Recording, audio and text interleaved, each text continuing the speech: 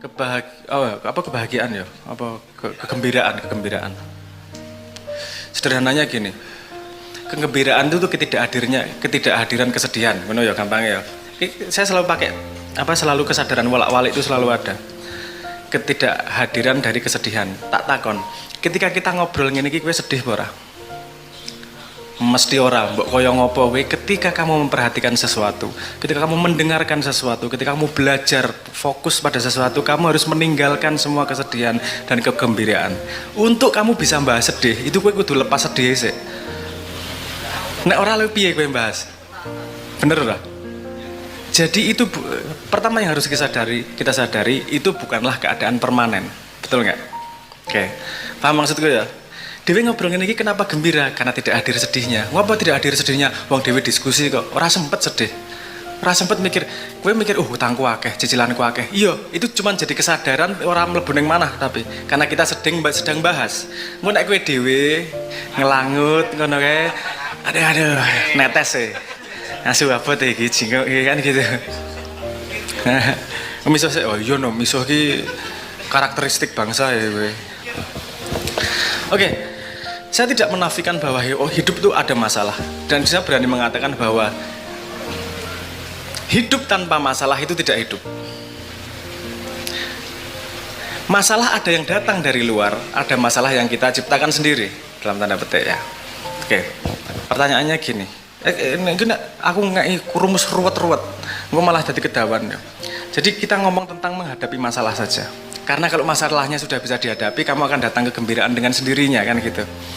Default kita gembira kok. Anda lihat anak kecil, lebih banyak gembiranya atau sedihnya? Dia belum terlalu banyak ilmu, terlalu banyak apa-apa, seneng. Guyang-guyu tok. Yang bayi lagi lahir mungkin menangis, tapi bukan menangis kesedihan, itu tangis kegembiraan.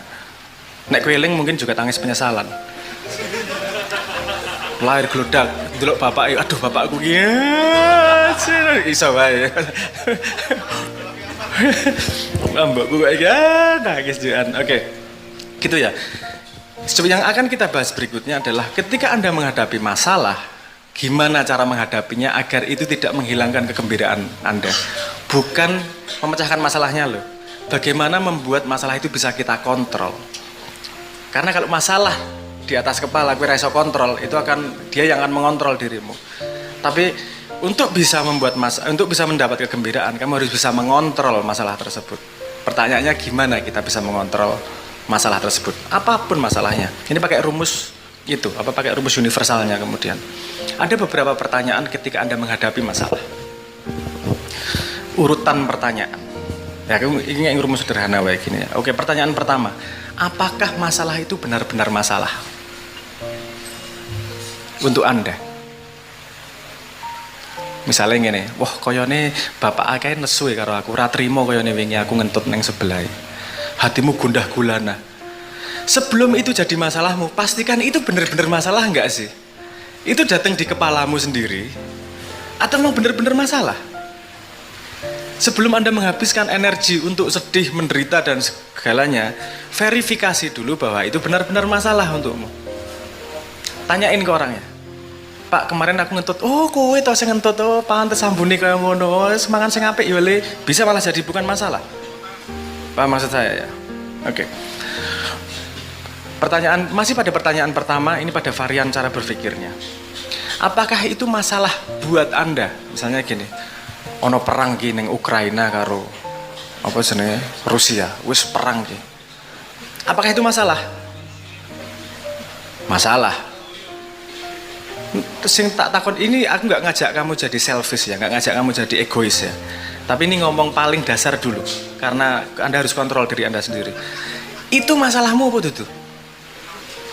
Itu mempengaruhi gue ngising dadi angel, mempengaruhi golek pangan ora kira-kira? Masalah, hah? Masalahmu tuh kira-kira? Nek dudu masalahmu, yo ojo ngentekke energi ngasih berbes mili lah. Dalam tanda petik. Ya, paham ya? Oke.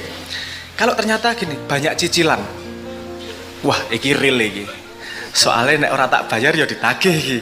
Kan gitu tak iki masalah tenan iki masalah tenan. Kalau kamu sudah kalau sudah melalui itu, berarti kamu sudah bisa mendefinisikan masalahnya. Masalahku adalah bukan cicilan loh. Cicilan itu jalan menuju masalah. Masalahmu adalah ditagih wong urip ra enak karena durung bayar cicilan. Tanggung jawabnya untuk bisnis itu berarti bayar cicilan. Oke. Sudah ya terdefinisi apa masalahnya, yaitu langkah pertama. Langkah kedua, tanyakan pada dirimu, bisa nggak kamu memecahkan masalahnya?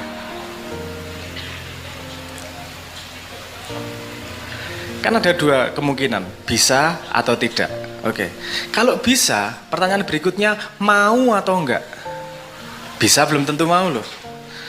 Misalnya kue ada masalah cicilan, bisa enggak? Bisa. Caranya piye? Nyolong gone tonggo ngerampok lah ya iso. Loh, berarti Anda tidak mau melakukan itu. Ada cara-cara tertentu untuk memecahkan masalah. Berarti ada limitasi. Tidak semua cara bisa dipakai untuk bisa memecahkan masalah. Kamu mau memecahkan masalah dan cari yang bisa memecahkan masalah tersebut. Kalau kamu jawabannya pada mau dan bisa, lakukan. Wes toh, selesai toh masalahmu. Bukan jadi masalah lagi karena kamu sudah melakukan untuk memecahkan masalah tersebut. Nah, bagiku masalahnya ini. Oke ya, paham ya pada itu. Kalau gini, kalau pertanyaannya, kalau ternyata jawabannya gini, ini masalah buatku tapi aku tidak bisa memecahkannya. Contohnya, ibumu misalnya wes pikun, terus kamu dikaploki nek tangi turu, masalah itu. Sopo kowe? Pok, wes. Ya ini absurd ya, maksudnya aku ngasih contoh yang absurd ya. Tapi mungkin kan terjadi. Lho kowe guyu kualat lho, kowe suwe-suwe kelakon ngono. Ora sebelah bendalik. Saya kasih contoh yang agak ekstrim nih. Paham maksud saya ya? Itu masalah yang nggak bisa kamu pecahkan toh. Piye? Mosok arep tok kaplok balik ibumu. Atau kamu akan meninggalkan ibumu dari rumah, tapi nggak ada yang ngurusi nanti. Nggak ada yang ngurusi, betul nggak? Ada solusi yang kamu nggak mau dan nggak bisa memecahkannya. Kalau memang posisinya kamu nggak bisa memecahkan dan nggak mau memecahkannya, ambil itu sebagai tanggung jawab. Yo, wes aku dikaploki bendino, siap karo ibuku, karena ini adalah bagian dari tanggung jawabku. Aku siap hidup dengan ini seumur hidup. Ketika kamu sudah mendeklarasikan itu sebagai tanggung jawab, wes itu masalah. Ya wes tak, wes sengaja kok. Masalah itu kalau kamu mendapat kesusahan yang kamu tidak mau menerimanya. Tapi kalau kamu kesusahan yang kamu bersedia menerimanya, wes ora masalah. Kerja ki emang gampang, susah ra? Nek ono pilihan itu dit kerja karo ora kerja, lak milih ongkang-ongkang itu dit ngono to? Pikirane kipas-kipas itu dit 12 miliar ngono. Bar ku ditangkep ya ora apa-apa wis, tapi lah. Enggak, tapi intinya oke lah, saya akan melakukan pekerjaan untuk duit nggak enak nih. Kalau mau tanya, saya nggak mau pekerjaan ini, yang ini nggak suka saya. Tapi saya akan melakukan itu untuk sebuah tanggung jawab. Kan wis ora masalah, karena kamu tahu apa yang kamu lakukan. Banyak masalah itu datang karena kamu harus melakukan sesuatu yang kamu tidak tahu mengapa kamu melakukan. Ketika kowe wis ngerti ngopo nglakoni, yo sok-sok angel. Kowe takon nyekel tai gelem ra? Jawaban, kowe kan nyekel tai gelem ra? Ora gelem, yo wis rasah cewek. Loh, kadang-kadang nyekel tai itu kebutuhan untuk sesuatu yang lebih besar, bener nggak? Yo, taimu, tak tanya ibumu misalnya, ayo, butuh tak cewek, gelem ora kira-kira? Ya kan, gini loh, ada hal yang sangat berat kita lakukan, tapi kita tahu bahwa kita harus melakukan itu untuk sebuah tujuan sesuatu yang memang kita sengaja pegang. Oke, tanggung jawabku ini. Apakah dia berat? Iya. Apakah dia tidak enak? Iya. Tapi apakah dia kemudian mengurangi kegembiraanmu? Kan jadi enggak. Itu bukan lagi jadi beban yang mengurangi kegembiraan, tapi itu jadi beban yang malah menambah makna dalam hidupmu. Karena kegembiraan bukan datang dari kembang api aja loh. Ada kegembiraan yang sebentar. Contohnya, kegembiraan sebentar itu menang. Menang aku. Bertahan berapa lama sih kegembiraan dari kemenangan? Ora suwe itu. Tapi kegembiraan memecahkan masalah itu jauh lebih panjang. Wow, memecahkan masalah ya. Ada satu masalah yang bisa membebani banyak orang, kamu memecahkannya, kuwi luwih dawa, itu serotonin yang terjadi. Kalau menang itu urusan dopamin. Dan menungso kita sering kadang-kadang lupa bahwa kita itu hidupnya sering kali menang kalah. Yang tidak masuk akal menang kalahnya. Tahu ora sugi-sugian karo tonggo? Ayu-ayuan pacar karo apa jenenge kancamu. Misalnya, tahu? Ini yang paling sederhana kayak sugi-sugian. Lomba, aku kudu luwih sugih, menang aku nek luwih sugih. Anda tahu nggak tidak masuk akalnya itu? Untuk semua perlombaan, syaratnya garis finishnya harus disetujui bersama. Nek garis finishnya tidak disetujui bersama, ya loro-loro nih bisa ngomong menang no. Aku menang, garis finishku neng kene. Dia ngaku garis finishnya di sana, betul nggak? Untuk perlombaan bisa ngomong kamu menang lawan musuhmu, itu lombanya harus dideklarasikan garis finishnya di mana.